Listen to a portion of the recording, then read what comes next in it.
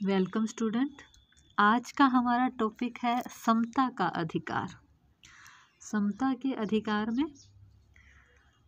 हम देखेंगे कि भारतीय संविधान निर्माताओं ने प्रजातंत्र जो शासन व्यवस्था थी उसके आधारभूत लक्षण समता के अधिकार को भारतीय शासन व्यवस्था का स्तंभ बनाया।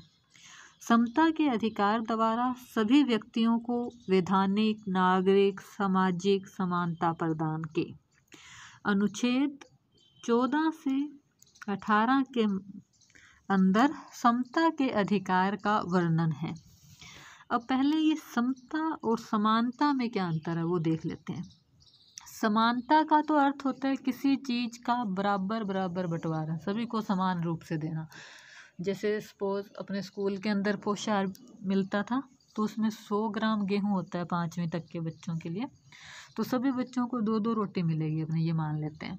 तो ये तो है समानता का अधिकार। और समता का अर्थ है, अब जैसे किसी बच्चे को तो एक ही रोटी की भूख होती है और उसको 2 दे रहे हैं तो उसके लिए एक तो फालतू है, और एक बच्चा उसको 4 रोटी की भूख है और उसको हम 2 दे रहे हैं तो उसके तो उससे कुछ ही नहीं हो रहा। तो ऐसी कंडीशन में जिसको ज़्यादा चाहिए, ज़्यादा की आवश्यकता है उसे ज़्यादा देना, जिसको कम की आवश्यकता है उसे कम देना, मतलब जो न्यूनतम है उसको अधिकतम लाभ देना ताकि वो पीछे है वो आगे आ सके, ये समता है। समझ आया? एक तो सभी को कोई चीज़ बराबर बराबर रूप से बांट कर दे दी जाए या उसकी आवश्यकता के अनुसार उसे दिया जाए ताकि उसका विकास हो सके, तो ये समता है। तो हमारे संविधान में समता का उल्लेख है। पहला है विधि के समक्ष समता, अनुच्छेद 14। अनुच्छेद 14 है ये सभी नागरिकों, व्यक्तियों अर्थात नागरिकों और गैर नागरिकों को प्राप्त है। ये सभी को, ये नागरिकों और गैर नागरिकों को। इस अनुच्छेद में क्या कहा गया है कि भारत राज्य क्षेत्र में किसी व्यक्ति को विधि के समक्ष समानता और विधि के समान संरक्षण से वंचित नहीं किया जा सकता। तो इसमें विधि के समक्ष समानता और संरक्षण दोनों प्रदान करता है अनुच्छेद 14। उसके बाद है अनुच्छेद 15। यह धर्म, मूल वंश, जाति, लिंग और या जन्म स्थान के आधार पर विभेद का निषेध करता है। अनुच्छेद 15(1) कहता है राज्य किसी नागरिक के विरुद्ध केवल धर्म, मूलवंश, जाति, लिंग या जन्म स्थान के आधार पर भेदभाव नहीं करेगा। अनुच्छेद 15(2) कहता है कि दुकानों, सार्वजनिक भोजनालयों, होटलों, सार्वजनिक मनोरंजन के स्थलों में प्रवेश राज्य निधि से पोषित या साधारण जनता के प्रयोग के लिए समर्पित कुओं, तालाबों, स्नान घरों, सड़कों, सार्वजनिक समागम स्थानों के बारे में।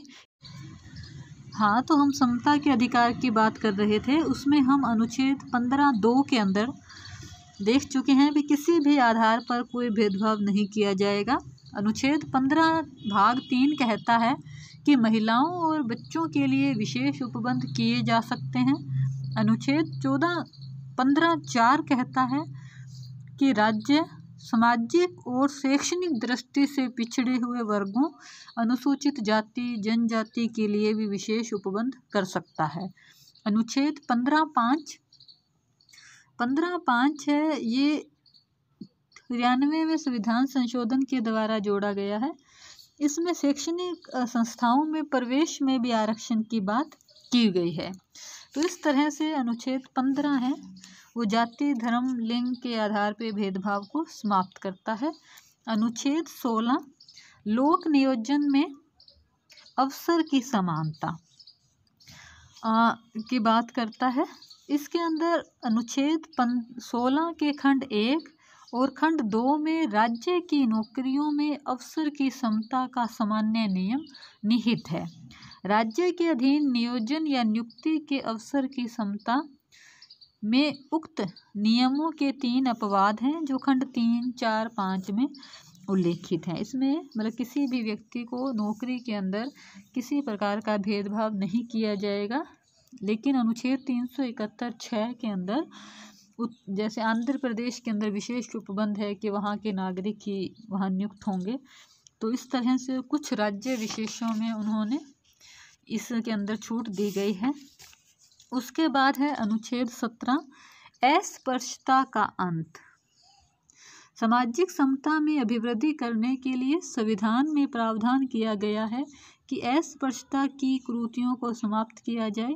अस्पृश्यता को समाप्त करने और उसे दंडनीय अपराध बनाने के लिए संविधान के अनुच्छेद 17 के अनुसार अस्पृश्यता का अंत किया जाता है तथा उसमें किसी भी रूप में आचरण निषेध किया जाएगा। अस्पृश्यता से उपजी किसी भी निर्योग्यता को लागू करना अपराध होगा जो विधि के अनुसार दंडनीय होगा।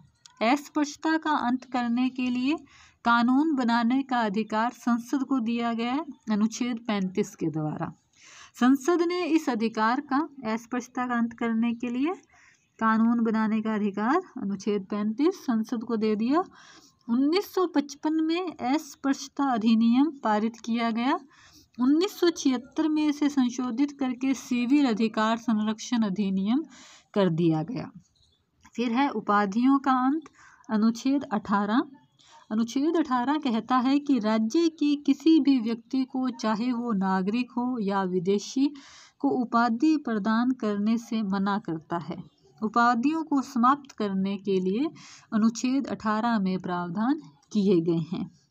इस अनुच्छेद के खंड 1 के अनुसार राज्य, सेना, विद्या संबंधी सम्मान के सिवाय और कोई उपाधि प्रदान नहीं करेगा। भारत का कोई नागरिक किसी विदेशी राज्य में कोई उपाधि स्वीकार नहीं करेगा। यह खंड 2 में उल्लेखित है। अनुच्छेद के खंड 3 के अनुसार कोई विदेशी व्यक्ति जो राज्य के अधीन किसी विश्वसनीय पद पर है, बिना राष्ट्रपति की सहमति के कोई उपहार, उपाधि या पद को स्वीकार नहीं करेगा। तो ये आज हमने अनुच्छेद 14 से 18 में वर्णित समता के अधिकार का अध्ययन किया है। धन्यवाद।